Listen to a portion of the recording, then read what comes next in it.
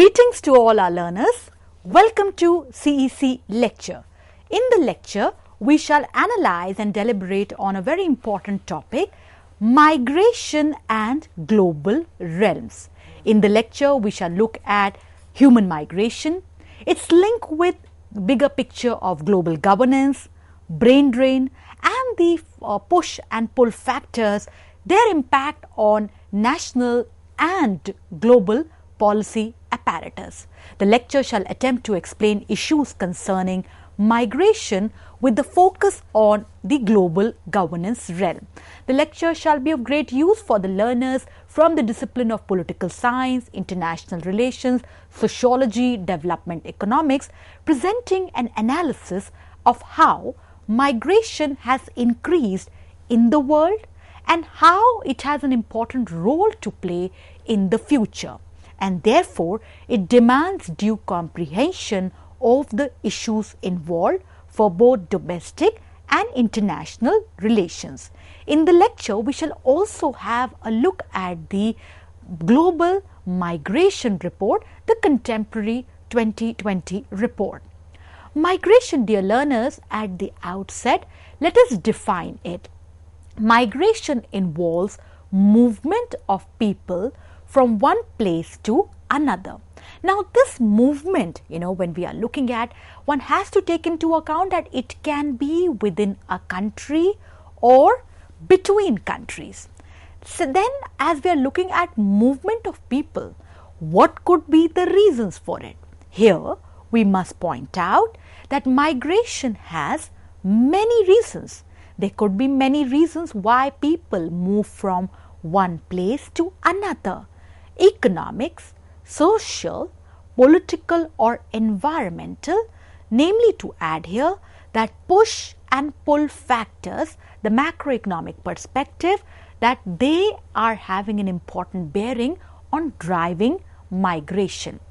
The United Nations Migration Agency, IOM, defines migrant, and we take this definition from UN.org online resources, defines a migrant as any person who is moving or has moved across an international border or within a state away from his or her habitual place of residence, regardless of, first, person's legal status, second, whether the movement is voluntary or involuntary, third, what causes for the movement are, or fourth, what is the length of the stay is.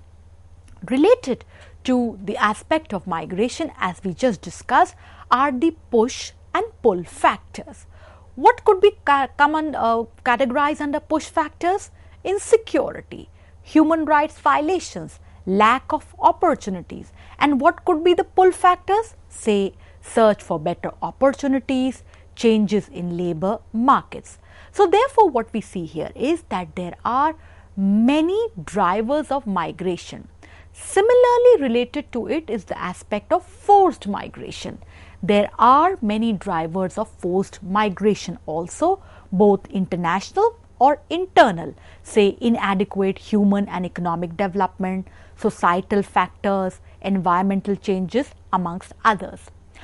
We take some important insight from history that the largest migration in history was the Great Atlantic Migration. Dear learners, this happened from Europe to North America. This was the first major wave which began, say, if we go by accounts of world history, this was in 1840, and which mass movements were there from Ireland and Germany. There are different types of migration: counter-urbanization, emigration, immigration, internal migration, international migration, rural-urban migration. All of it has a different aspect attached to it. Namely, each of it is caused by different factors, yet there is an idea of similarity that it is the quest for betterment, development that leads to the migration phenomena. Now let's have a look at some data when we are looking at migration with reference to global realms. We take this very interesting data that we collected from UN.org, and that is, dear learners, as we quote, in 2019, the number of migrants globally reached an estimate of 272 million, that is 51 million more than in 2010. International migrants comprise 3.5% of the global population compared to 2.8% in 2000 and 2.3% in 1980. The proportion of international migrants in the world has also risen. This data we present to you from UN.org. Now, what is the impact of migration? Now, when we look at the advantages of migration, there are arguments like it leads to richer and more diverse culture. It helps to reduce any labor shortage. Then related to it is the other aspect that we must also look at. The disadvantages for the host country, say, could be disagreements between different cultures, increasing cost of services, healthcare and education. When we are understanding migration and global realms, we must point out the aspect of the brain drain. Brain drain is the loss suffered by a region as a result of the emigration of a, say, highly qualified person, while brain gain is when a country benefits as a consequence of immigration of a highly qualified person. A very important resource that we present to you at this hour is the reference work that is by William J. Carrington and Enrica Dechlossi, that is on how extensive is the brain drain. Now, dear learners, this is the report from June 1919 from imf.org, and it points out that how extensive is the brain drain and which countries and most regions are affected by it. Quoting from the report, that is, number of countries, especially the small countries in Africa, the Caribbean and Central America, they lost say 30% of this group to migration. We all know that globalization has transformed the nature of international migration not only quantitatively but as well as qualitatively. Now, with the shrinking of space and time, rise of internationalization, rise of interchange and exchange, global trade and finance, there is a debate when it comes to movement of people from one terrain to the other, namely the process of globalization. Indeed, it has been an important driving factor in international migration, but at the same time, there are disparities in development. There are disparities with respect to demographic also that must be taken into account. Human rights is another area which has an important bearing on global realms and as well as for human migration. We all know human rights, they are universal, they are integral to the very idea of humanity. The key human rights principles regarding protection of migrants are some of that. Let's read that out. Effective recognition of economic, social and cultural rights. Freedom of association and right to collective bargaining is an important human right that has a bearing for migrants also. Elimination of all forms of forced or compulsory labor, including trafficking for forced labor, labor exploitation amongst others. Free movement within and the right to leave and return to a country as well as restriction on such movements are another human rights which have a bearing on migrants and also for the global realms. Dear learners, as we are discussing global realms with the bigger picture on human migration, the 2030 Agenda for Sustainable Development also has important inputs. The target 10.7 as read from UN.org, that is the Sustainable Development Agenda for 2030, that is to facilitate orderly, safe, regular, responsible migration and mobility of people. This has an important bearing on not only for global governance but also for human migration. Let's have a look at the institutional perspective for the global governance for human migration. The International Organization for Migration, IOM, was established in 1951. IOM, dear learners, it is the leading intergovernmental organization in the field of migration. Its aim, as we read out from various United Nations mandate and meetings reserve, that is, its aim is to ensure orderly and humane management of migration, to promote international cooperation on migration issues, to assist in the search for practical solutions to migration problems.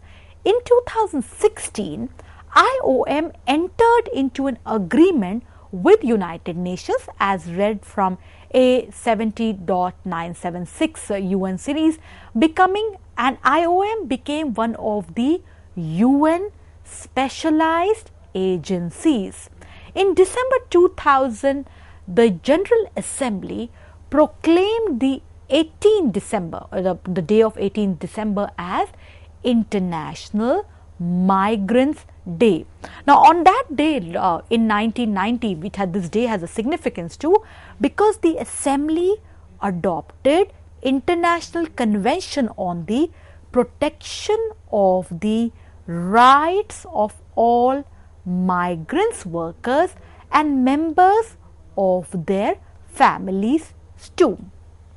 We take reference to some important works to elaborate on the issues concerning migration and global realms.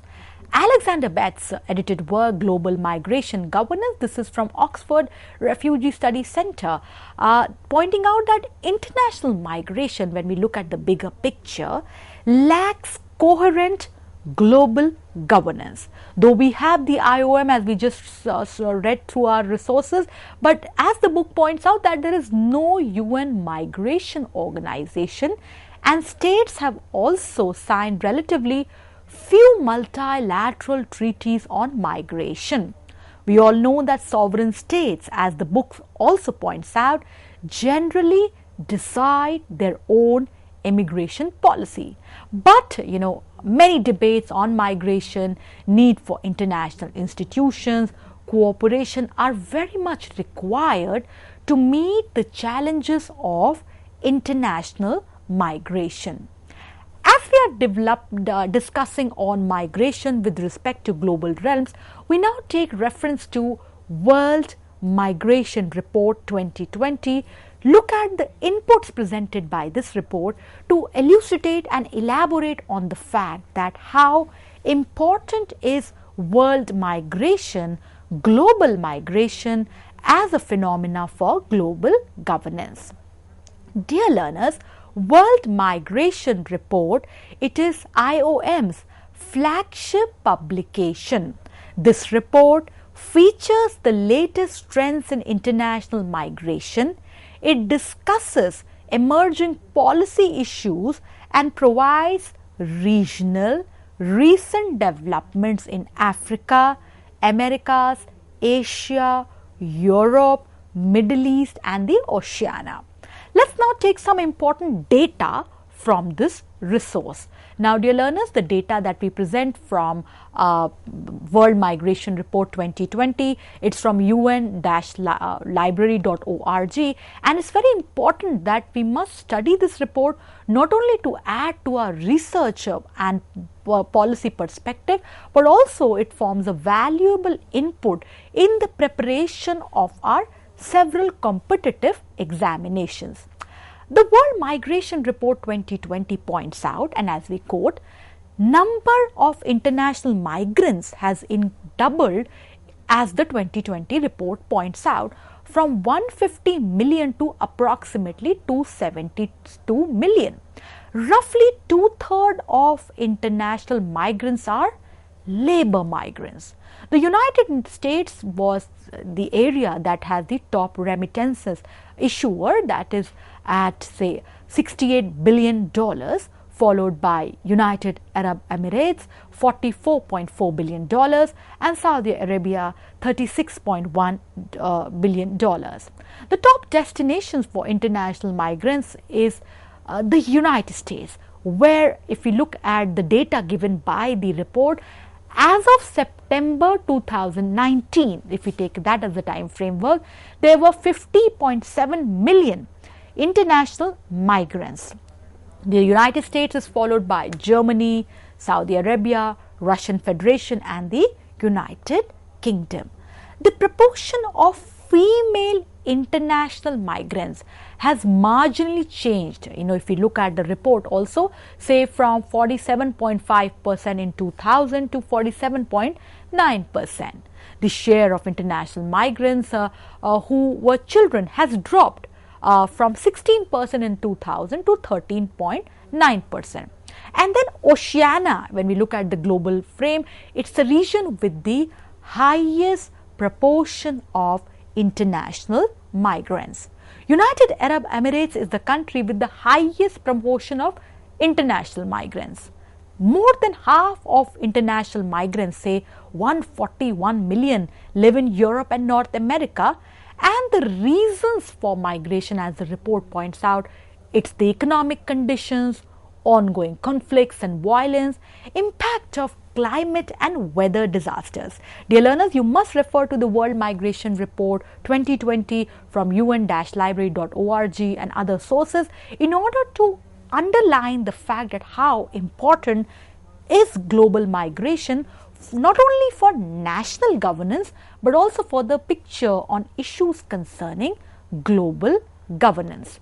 Now, when we are looking at global realms, dear learners, we'll now take reference to important work that has been done by academia, various theorists, scholars with reference to migration and its bearing on various dimensions of globalization, various dimensions of global governance. So, as we take this understanding of the work forward, we take reference to this work that is by Mark Rosenblum and Daniel Trekner, that is the Oxford Handbook of Politics of International Migration. Dear learners, this handbook brings to us important fact that consequences of migration must be looked at both ends of the migration change. It looks at migration, its effect on parties and political participation, migration and organized labor. There are chapters on migration and international regionalism and the normative debates concerning citizenship and immigration, amongst others. Another important work that we must look at is by Alexander Betts again, that is on forced migration and global politics, John Wiley and Sons, 2009. When we look at the fact that today Europe has significant number of migrants and migration has led to the idea of a multicultural society also. But at the same time, can one ignore the bigger picture of security, the need to respect the native population? The book, has an important focus on EU's, European Union's asylum and immigration policy, the securitization of asylum since 9/11 and the international politics of forced migration. We must take these inputs from Alexander Betts' work on forced migration on global politics to look at the alternate perspective concerning security, changing paradigm of globalization and global world narrative. An important work by Elizabeth Mavrodi, Caroline Nagel, that is Global Migration, Patterns, Processes and Politics. Dear learners, this book is from Routledge 2016. The book highlights the global character when we look at the contemporary migration. The book presents us insights for the importance of historical context. We must historicize the current processes and emphasize, say, role of gender, ethnicity, race, national ideologies in shaping the migration experience. Another important work to highlight the aspects of migrations with respect to global realms is by Philippe Bourbeau, that is on securitization of migration, a study of movement and order, Taylor and Francis, 2011. Dear learners, we all know that international migration, as the book also validly points out, has become a key security issue.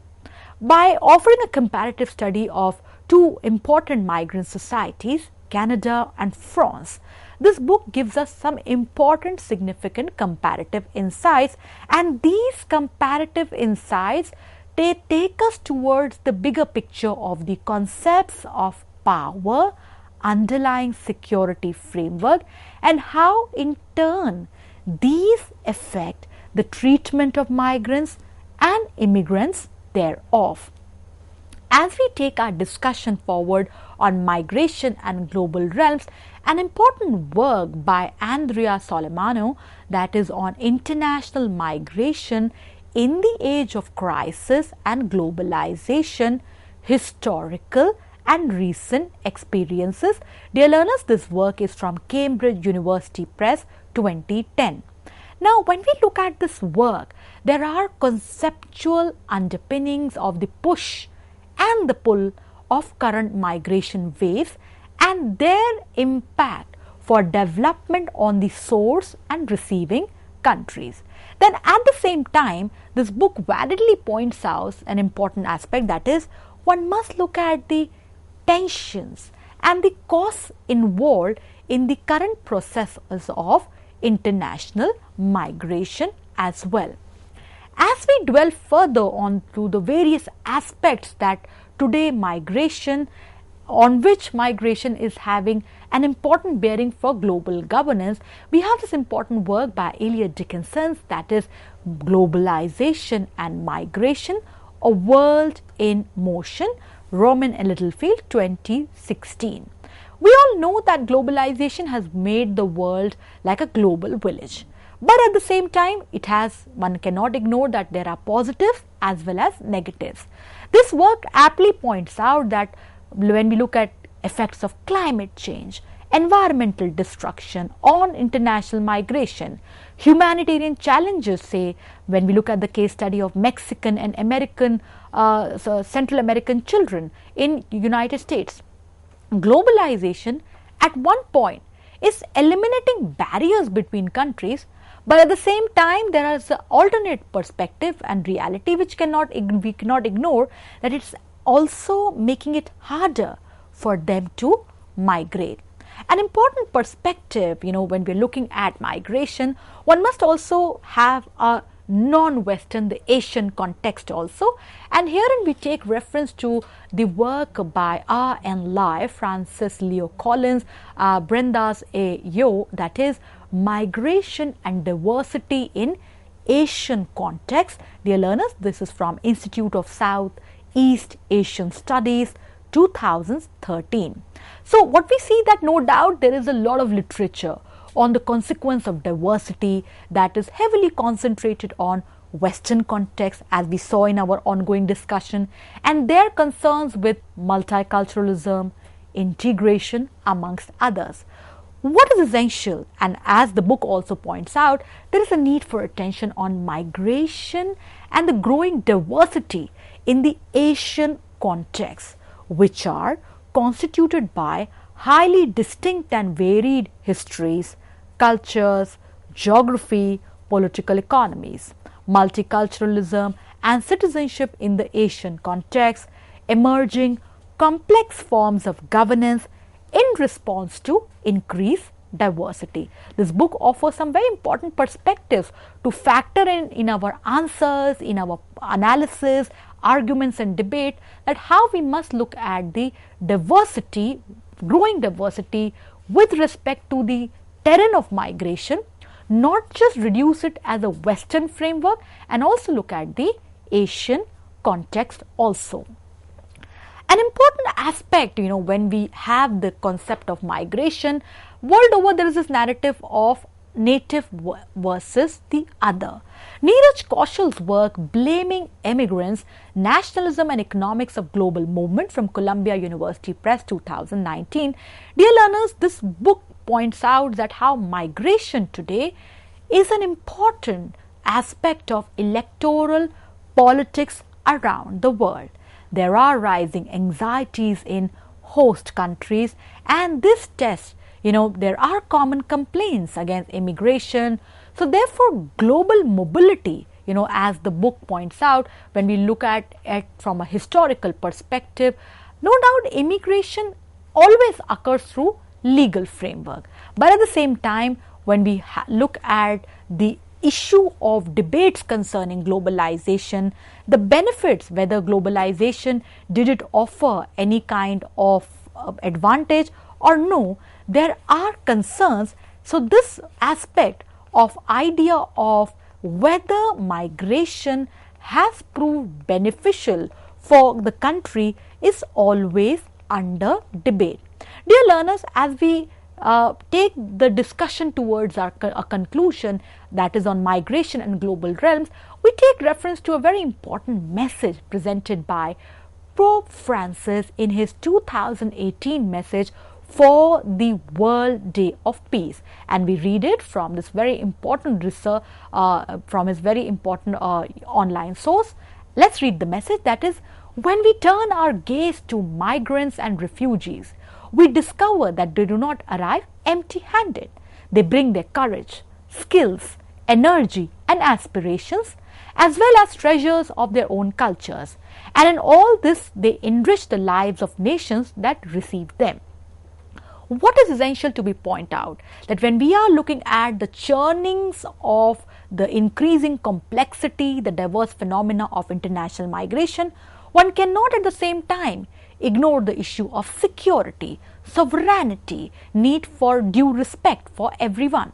The statement by His Excellency Archbishop Benedetto Ozza Apostolic Nunciano as the permanent observer of the Holy See, that is globalization and interdependence, international migration and development.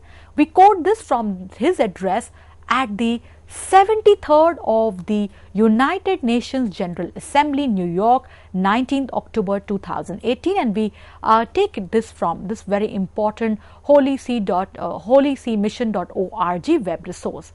What is needed, as this address aptly points out, that when we are looking at migration and global realms, what is needed is that there must be respect for rights, for dignity of the migrants and refugees in a spirit of international solidarity, while at the same time recognizing sovereign right of the states to determine their national migration policy in light of their obligations under international law.